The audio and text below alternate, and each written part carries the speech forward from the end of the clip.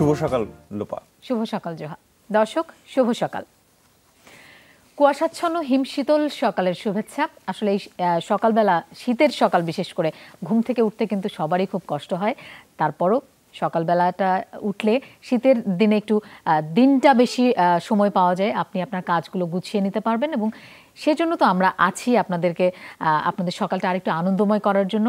সকালের বাংলাদেশে সবাইকে আমন্ত্রণ জানাচ্ছি। আমি মৌসুমী আহমেদ লোপা আপনাদের সাথে আছি এবং আমি আছি শামসুজ্জোহা। দর্শক, শীতের সকাল, ডিসেম্বরের সকাল এবং আজকে মধ্য ডিসেম্বর, 15 ডিসেম্বরের সকাল। আর একদিন পরে আমাদের সবচেয়ে অহংকারের দিন, মহান বিজয় দিবস। সেটি নিয়ে একটি খবর থাকছে। আজকে আমাদের সাথে দুজন এবং ভার্চুয়ালি একজন, মোট 3 জন অতিথি থাকবেন। অসম্ভব অর্জনের একটা গল্প আমরা তাদের কাছ থেকে শুনবো। তারা 3 জনই আমাদের গর্ব। তারা একটি চ্যালেঞ্জিং কাজ করে এসেছেন। তাদের আসলে বাংলা চ্যানেল খ্যাত বঙ্গোপসাগরের টেকনাফ শাহপরীর দ্বীপ থেকে একেবারেই সেন্ট মার্টিন পর্যন্ত এই বাংলা চ্যানেল সাঁতরে পাড়ি দিয়েছেন এই আমাদের আজকে যে অতিথি 3 জন আছেন তারা। আমি পরিচয় করে দিতে চাই।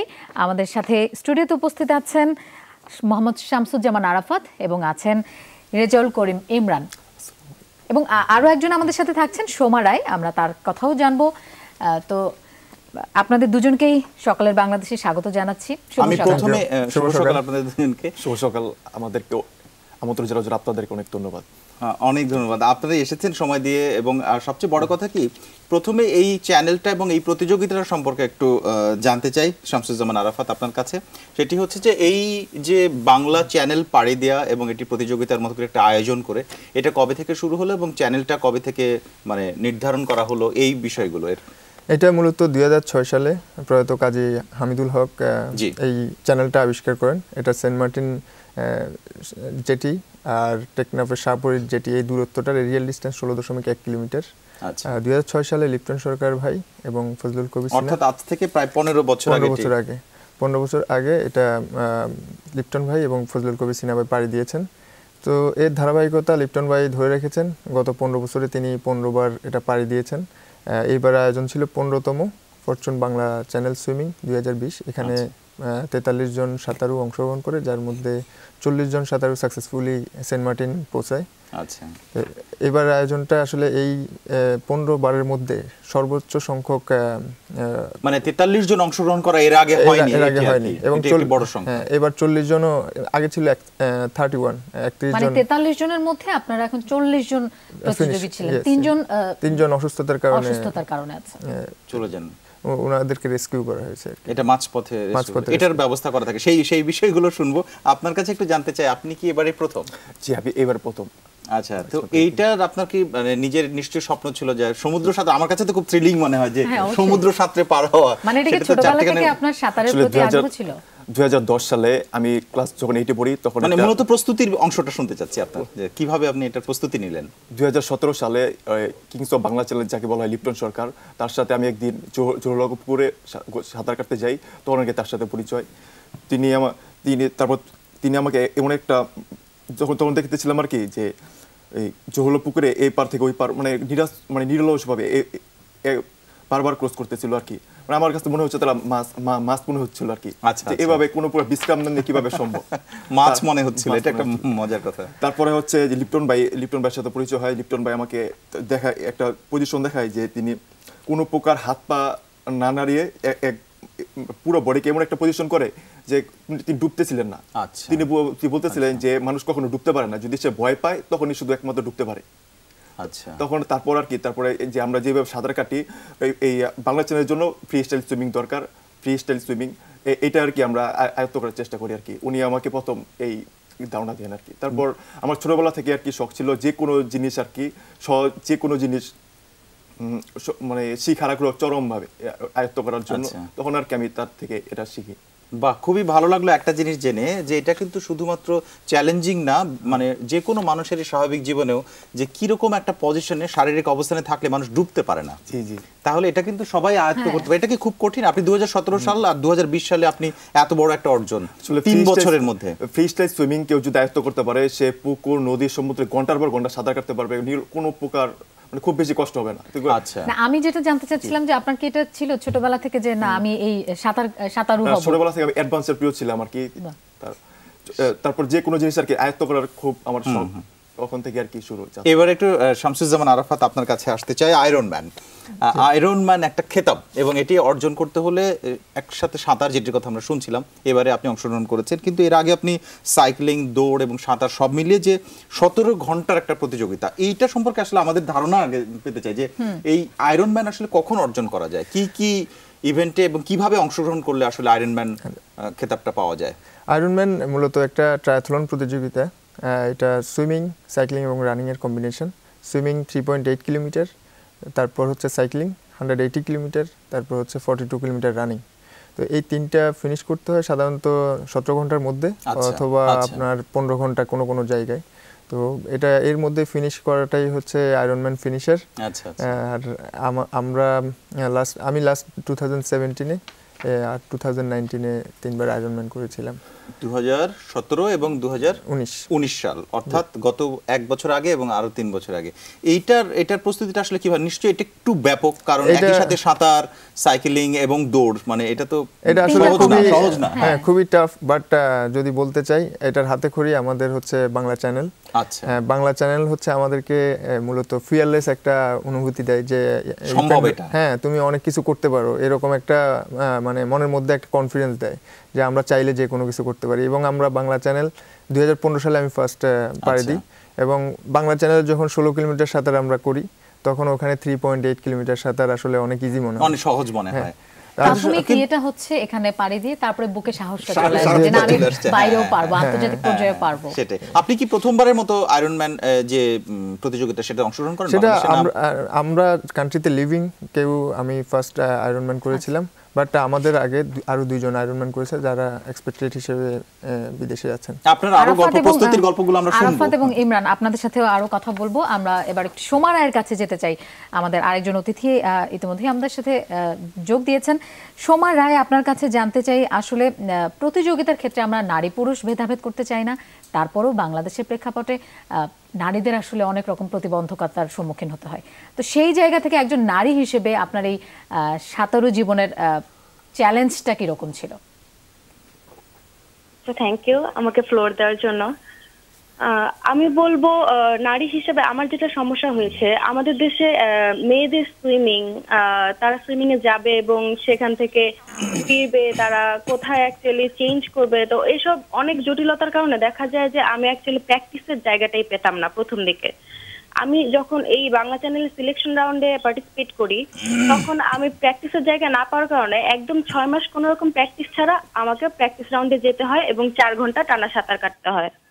তো এই জিনিসটা আমার জন্য একটু প্রতিবন্ধকতা ছিল যে একে তো দেশে পুকুরের সংখ্যা কম, বিশেষ করে ঢাকায় আমি যেখানে পড়াশোনা করছি, তো ওখানে যেহেতু আমার প্র্যাকটিসের জায়গাটা পেতাম না, এই জন্য আমার এই সাঁতারে অংশগ্রহণ করাটা কিছুটা প্রতিবন্ধকতা এসেছে। কিন্তু যখন আমি সুইমিং কমিউনিটির সাথে পরিচিত হলাম, ওনারা অ্যাকচুয়ালি সত্যি কথা যেটা আপনি বললেন যে নারী পুরুষ ভেদাভেদ করেন না, এবং আমাকে যত রকম সমস্যা ছিল সবকিছুই তারা পার করতে অনেক অনেক হেল্প করেছেন।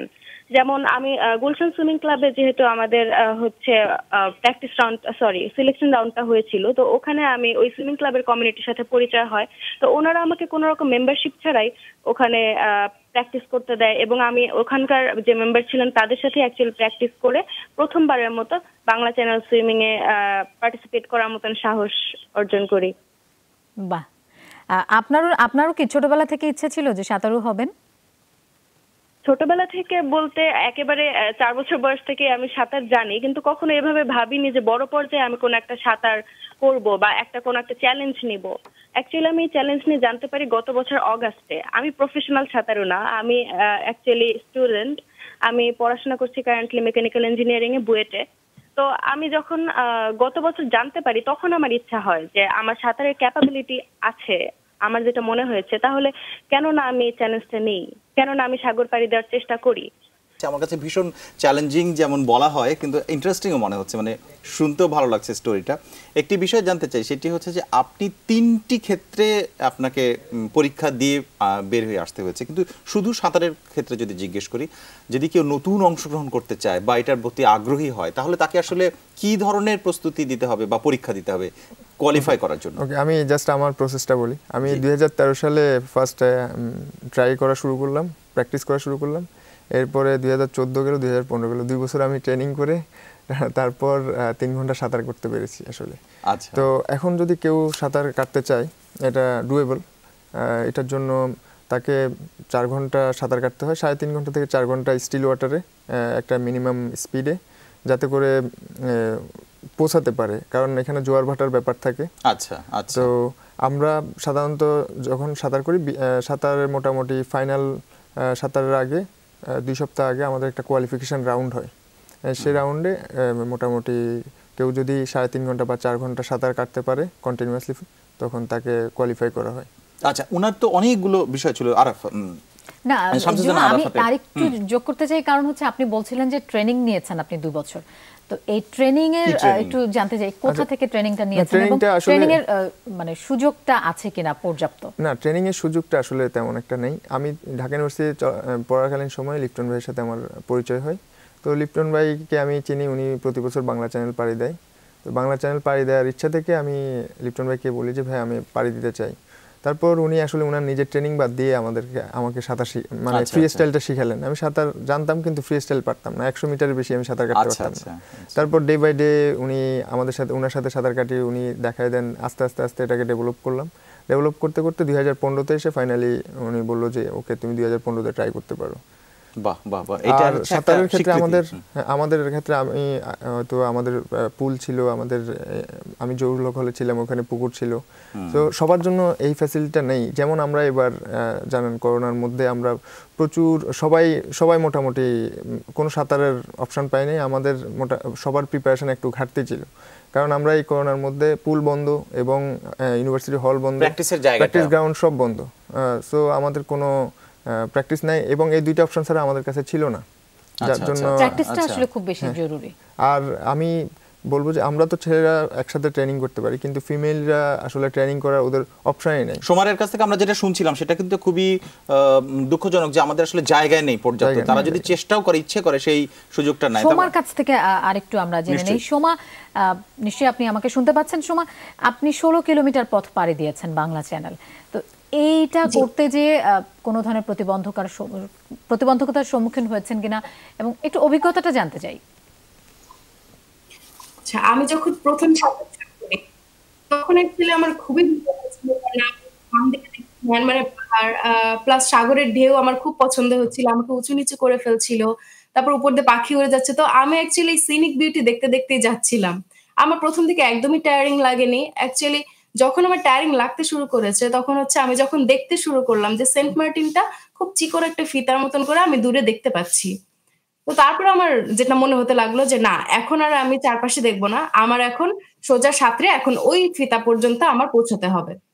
তখন দেখা যায় যে আমি খুব সাঁতার কাটতে থাকি, কিন্তু কোনোভাবেই এই ফিতাটা আর চড়া হচ্ছে না, এটা যে অ্যাকচুয়ালি অনেক দূরে, তখন আমি এটা বুঝতে পারি। তো এভাবে মোটামুটি 3 ঘন্টা যাওয়ার পরে আমার অ্যাকচুয়ালি প্রথম মানে টায়ার্ড লাগতে শুরু করে। আমি মনে হচ্ছিল যে হাত পা ছেড়ে দিচ্ছে। আমি তখনই ওখানে পানির উপরে শুয়ে পড়তে পারলে খুব ভালো লাগতো। তো অ্যাকচুয়ালি বোটে আমার মা ছিলেন। এবং উনি ছিলেন, মানে মা বলছিল যে, "এই তুই কেন তুই শুয়ে পড়ছিস? তাড়াতাড়ি হাত পা চালা, তাড়াতাড়ি আগা।"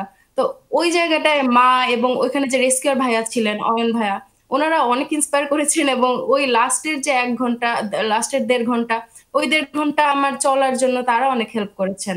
সোমারা, এটা সত্যিকার অর্থে খুবই ইন্সপায়ারিং। কিন্তু আমি একটা জিনিস জানতে চাই, আপনি কিন্তু আমাদের কাছে সামনে একটা উদাহরণ, বাংলাদেশে যে নারী কোনো অংশগ্রহণকারী এরকম অংশগ্রহণ করছে, তার মা তাকে সহযোগিতা করছে মানসিকভাবে, এই বিষয়গুলো। তো নতুন যদি কেউ অংশগ্রহণ করতে চায় তাদের জন্য নিশ্চয়ই আপনার একটা পরামর্শ থাকলো, বিশেষ করে নারী অংশগ্রহণকারীদের যারা আগ্রহী তাদের ক্ষেত্রে আপনার নিশ্চয়ই বক্তব্য আছে, সেটি কি? আচ্ছা, যখন আমি প্র্যাকটিস করছিলাম তখন আমার দুটো সমস্যা হয়েছিল, আমি পার্টনার পেতাম না। আমি যদি অ্যাকচুয়ালি আমার সাথে সাঁতারের আরো পার্টনার পেতাম, ফিমেল পার্টনার্স যারা অ্যাকচুয়ালি পার্টিসিপেট করতে উৎসাহী, তাহলে খুব ভালো হতো। আমি বলবো যে তোমরা যদি পার্টিসিপেট করতে চাও, অবশ্যই তুমি এবং তোমার বন্ধুদের নিয়ে যদি পার্টিসিপেট করো, তাহলে প্র্যাকটিস টাইমটাও খুব মজার হবে এবং তোমরা একজন আরেকজনকে অনেক উৎসাহ দিতে পারবে। এবং প্র্যাকটিসের জায়গা অ্যাকচুয়ালি মানে ইচ্ছা থাকলে উপায় হয়, প্র্যাকটিসের জায়গা চাইলেই খুঁজে বের করা যাবে। যেহেতু আমাদের সুইমিং কমিউনিটিটা অনেক ভালো এবং অনেক হেল্পফুল, সেটা পাওয়া যাবে যদি ইচ্ছা থাকে এবং রেগুলার প্র্যাকটিস করতে চায় গ্রুপ বেঁধে, তাহলে আমার মনে হয় তাদের জন্য পার্টিসিপেট করাটা খুব ইজি হবে। অনেক ধন্যবাদ। আমরা আরেকবার আপনার কাছে আসবো সময়, অনেক ধন্যবাদ। যারা এখন নারী যারা আছেন হয়তো মনের মধ্যে সুপ্ত বাসনা আছে যে আমি সাঁতার কাটবো, বাংলা চ্যানেল পাড়ি দেবো এবং পরবর্তীতে আন্তর্জাতিক পর্যায়ে যাব, তারা নিশ্চয়ই এখন থেকেই প্র্যাকটিস শুরু করবেন। আমরা একটা রেজাল্ট করি। ইমরান, আপনার কাছে একটা জিনিস শুনছিলাম আমরা, আপনাদের যে তিনজন তাদের মধ্যে উনি বুয়েটের স্টুডেন্ট, আপনি ঢাকা বিশ্ববিদ্যালয়ের, এখন আপনি ঢাকা বিশ্ববিদ্যালয়ে ছিলেন, এখন জব করছেন। তাহলে কি একটা বয়সের মধ্যে যারা তরুণ বিশ্ববিদ্যালয়ে পড়ুয়া এই ধরনের বয়সে শুধু এখানে অংশগ্রহণ করতে পারেন নাকি বিভিন্ন বয়সের সুযোগ থাকে? এটা শুধু কোনো বয়সের ফ্যাক্টর না। এবছর আমরা দেখতেছি যে প্রায় 13 বছরের এক ছেলে ফার্স্ট হয়েছে, রাব্বির রহমান। এমনকি তারপরে 67 বছরের বয়স পর্যন্ত বাংলা চ্যানেল পাড়ি দেওয়া এমন রেকর্ড আছে।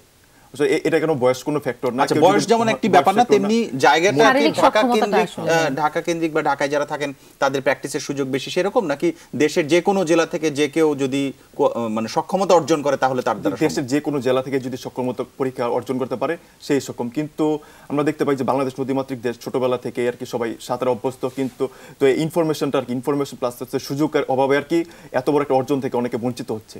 আচ্ছা, আমি একটা জিনিস জানতে চাই। আমরা হচ্ছে বিরতিতে কিন্তু শুনছিলাম যে রেজাউল করিম ইমরান হচ্ছে কুমির ভয় পায়, সেরকম কি মানে এই সমুদ্রের নিচে এই জিনিসগুলো একটু ইয়ে লাগে? মানে সমুদ্রে তো কুমির না, অনেক কিছু তো থাকতে পারে, সেই ভয়গুলোকে ভেতরে কাজ করে যে আমাকে যদি খেয়ে ফেলে ধাওয়া করে। আসলে এটা বাংলা চ্যানেলের জন্য আমি মানে খুবই দৃঢ় প্রতিজ্ঞ ছিলাম। মানে এভাবে একবার বাংলা চ্যানেল না, আমি প্রায় সাধু পানিতে স্টিল ওয়াটারে এরকম মতো প্রায় 20 বার আমি বাংলা চ্যানেল পাড়ি দিয়েছি। আচ্ছা, একদম দৃঢ় প্রতিজ্ঞ ছিলাম যে আসলে আমার জার্নিটা এত সহজ ছিল না।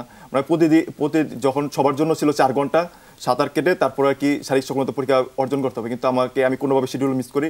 তারপর লিপ্টন ভাই আমাকে 5 ঘন্টা ধার্য করেন, যদি তুমি 5 ঘন্টা পারো তাহলে তুমি পারবা, তাহলে তুমি বাংলা চ্যানেলে অর্জন যেতে পারবা। তারপর আমি তারপরে ঢাকা বিশ্ববিদ্যালয় জহলপুকুরে 5 ঘন্টা 15 মিনিট সাঁতার কেটে আর কি শারীরিক সক্ষমতা পরীক্ষা উত্তীর্ণ হই।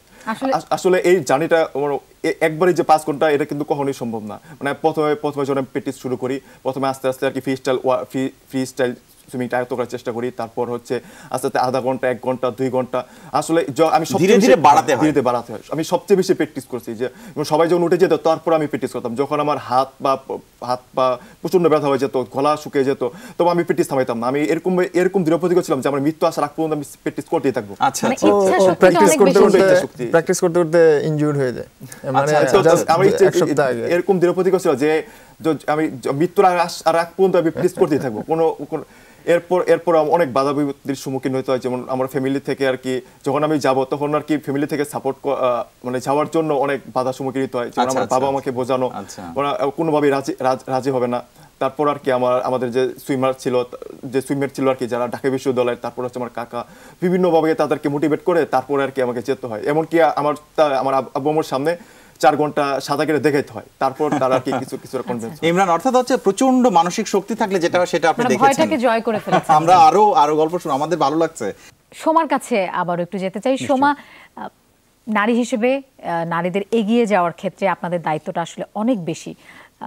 তো আপনি নিজেকে কোন জায়গায় দেখতে চান পরবর্তী ধাপগুলোতে?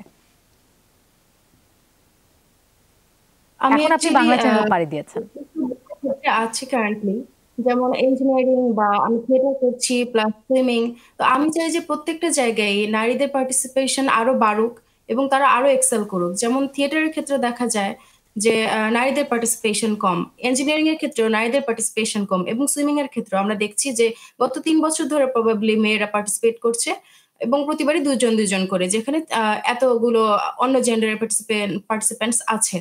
তো আমি চাই তারা সবাই অ্যাকচুয়ালি নিজে মানে ইকুয়াল প্লেতে আসুক। তারা প্রত্যেকেই সমানভাবে একজন আরেকজনের সাথে, যেমন আমি যদি আমার সুইমিং এ যাই, আমি সাথে আমার ছোট ভাইটাকে নিয়ে যাচ্ছি, সেরকম যারা এখানে সুইমার আছেন তারাও যদি তাদের বাসার নারীদেরকে উৎসাহিত করেন যে আপনারাও সুইমিং এ আসুন, তাহলে আমার মনে হয় যে নারীদের পার্টিসিপেশন আরো বাড়বে। আমাদের নিজেদের উৎসাহ প্রয়োজন এবং অন্যদের সাপোর্ট পেলে আমরা অবশ্যই অনেক দূরে এগিয়ে যাব। নিশ্চয়ই সোমা, আপনাকে অনেক ধন্যবাদ। সকলের বাংলাদেশে সময় দিয়েছেন এবং আপনি নিশ্চয়ই অন্য সবার উৎসাহ আপনার কাছ থেকে উৎসাহ পাবে। ধন্যবাদ সোমা। আমরা এবার একটু রেজলভ করে ইমরান আপনার কাছে যেতে চাই, আমরা অনেকটা শেষের দিকে। একটু সংক্ষেপে এরকম একটি বিষয় জানতে চাই যে সাঁতারের ব্যাপারটা কিন্তু একটু চ্যালেঞ্জিং এবং সেটি আপনি এরই মধ্যে অর্জন করেছেন, আপনাকে আমরা আরেকবার অভিনন্দন জানাচ্ছি। কিন্তু এটাও সত্য যে আপনি বলেছেন যে বেশ কিছু চ্যালেঞ্জ থাকে এবং আপনার কাছে চ্যালেঞ্জটা বেশি ছিল, যে কারণে আপনার প্রশিক্ষক যারা তারা আপনাকে অন্যের 4 ঘন্টা আপনাকে 5 ঘন্টা পরীক্ষা নিয়েছে। কিন্তু এই ক্ষেত্রে আপনার কোনো রোমাঞ্চকর অভিজ্ঞতা পেয়েছিলেন কিনা? জি, আসলে প্রথমে বাংলা চ্যানেলের দিন, ওই দিনই ফার্স্ট স্টারে যেতে আমার ভুল হয় যে আমার আরেকজন সাঁতারু হাসান, ওর সাথে আমার কথা ছিল যে আমরা একসাথে সাঁতার কাটবো, কারণ এত বড় সমুদ্র একসাথে আমাদের যেহেতু স্ট্রোক ছিল একই রকম, সহজ হবে। কিন্তু তারপর আর কি প্রথমেই আর কি টিম লিডার লিপ্টন ভাই উনি তো সবার শেষে নামবে, তারপর হাসান হচ্ছে কি বলতেছিল যে লিপ্টন ভাইয়ের সাথে নামবে, তার এই জন্য আমাদের মধ্যে একটা ডিস্টেন্স তৈরি হয়, দূরত্ব তৈরি হয়। তারপর আর কি যখন আমি আর কি সবার শেষে নামি, তারপর কিছুক্ষণ পরে দেখি যে মানে লিপ্টন ভাই অনেক এগিয়ে চলেছে, আর হাসানের সাথে আমার সাথে মানে সবার সাথে একটা ভালো একটা দূরত্ব হয়ে যায় কিছুক্ষণ পরেই। আর তারপর হচ্ছে 2 মিনিট পরে দেখি যে আমার গগজ কাজ করতেছিল না, মানে কোনো গগজের ভিতরে পানি ঢুকে যাচ্ছিল বারবার, লবণ পানি ঢুকে মানে চোখ প্রচন্ড রকম জ্বালা পোড়া, নোনা পানি চোখে প্রবলেম, নোনা পানি ঢুকে প্রচন্ড জ্বালা পোড়া করতেছিল। আমি তো মানে তখন আমি কি গগজ ঠিক করবো, সাঁতার কাটবো নাকি রেস্কিউ বোট খুঁজবো, কারণ প্রত্যেকের সাথে একটা রেস্কিউ বোট থাকে, রেস্কিউ বোট অনেক দূর চলে গেছিল।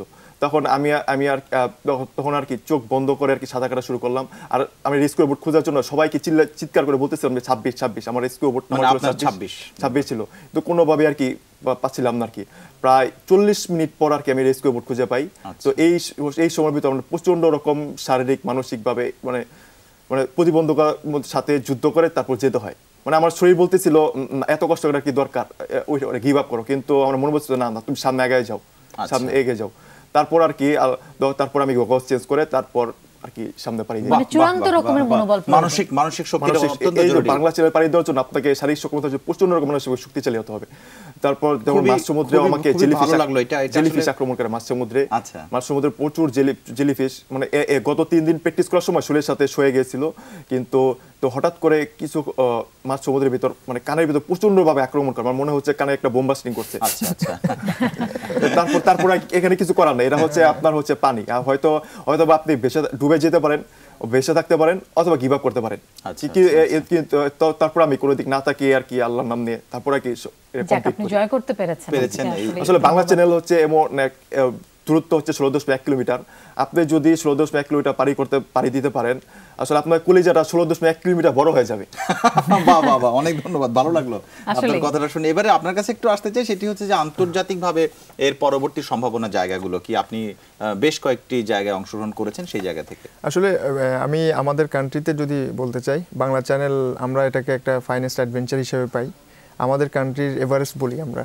তো বাংলা চ্যানেলের থ্রুতে আমরা যারা আছি, যারা স্পোর্টসের সাথে জড়িত অ্যাডভেঞ্চার পছন্দ করি, তাদের কাছে এটা একটা জাস্ট ফিয়ারলেস একটা অনুভূতি দেয়। আমরা নেক্সট কোনো যদি আমাদের টার্গেট থাকে, তখন এটার জন্য জাস্ট মানে ক্লোজ করে দেয়, অনেকটা ক্লোজ করে দেয় মানসিকভাবে, যে হ্যাঁ মাথার মধ্যে যে আমাদের একটা পারবো কি পারবো না সন্দেহ থাকে, এটা করার পরে আমাদের কনফিডেন্সটা বিল্ড আপ হয়ে যায় যে বাংলা চ্যানেল পরে অন্য যে চ্যানেলগুলো আছে এগুলো ডুয়েবল এবং অ্যাচিভেবল। আমি আয়রনম্যানের কথা বলছি, যে সাইকেলিং, দৌড় এবং সাঁতার তিনটা মিলে যেটি, সেটির ব্যাপারে সম্ভাবনা বা অন্যদেরকে উৎসাহিত করার ক্ষেত্রে আপনার নিশ্চয়ই আমাদের পরামর্শ আছে। ট্রায়াথলন গত 3 বছর আগে তেমন একটা ছিল না, বাট এখন এটা গ্রোয়িং। তো আমরা এই বছর লাস্ট ইয়ারে আমরা 4 জন, গত বছর এই পর্যন্ত 5 জন আমাদের কান্ট্রিতে কমপ্লিট করে ফেলছে অলরেডি। সো এটা নেক্সট ইয়ারে হয়তো 5 থেকে আরও 10 জনের মতো বাড়বে, ইন্টারন্যাশনাল ইভেন্টে বাংলাদেশ থেকে যাবে। সো এখন যে ব্যাপারটা হচ্ছে যে আমরা এন্ডুরেন্স স্পোর্টসের একটা দারুণ এনভায়রনমেন্ট ক্রিয়েট হচ্ছে, কমিউনিটি বিল্ড আপ হয়ে গেছে। অর্থাৎ এটা আপনি ইতিবাচক দেখছেন, সামনে আরো বাড়বে। আপনারা আমাদের দেশের আরো অনেকে এটা অংশগ্রহণ করুক এবং এগুলো অ্যাচিভ করুক, আমরা সেটাই চাই। বিজয়ের মাসে আপনাদের অর্জনের কথাগুলো শুনতে কিন্তু খুব ভালো লাগছিল। নিশ্চয়ই সাঁতার দিয়ে আমাদের দেশের নাম আরো উজ্জ্বল হবে সামনের দিকে। আমি একটু অ্যাড করতে পারি? জি, আমাদের জাস্ট আপনাকে বলি, আমি 2017-তে আমাদের পার্টিসিপেন্ট ছিল বাংলা চ্যানেলে 4 জন। আচ্ছা, 2017-তে এসে সেটা হলো 27 জন। 2018-তে এসে এবারে সব শেষে এসে 2000 এবারে সেটা হলো 43 জন 43 অনেক সংখ্যা অনেক আশা করি এটা আরো বাড়ছে, বাড়বে। আমরা প্রত্যাশা করতেই পারি সামনের দিকে আরো ভালো কিছু হবে। ধন্যবাদ আরাফাত এবং ইমরান আমাদেরকে সময় দিয়েছেন। এবং আমাদের সঙ্গে আরো একজন ছিলেন সোমারায়। তিনজনকে ধন্যবাদ জানাচ্ছি এবং এই সঙ্গে শেষ করছি আজকের সকালের বাংলাদেশ। সবাই ভালো থাকবেন, সুস্থ থাকবেন। শুভ সকাল। শুভ সকাল।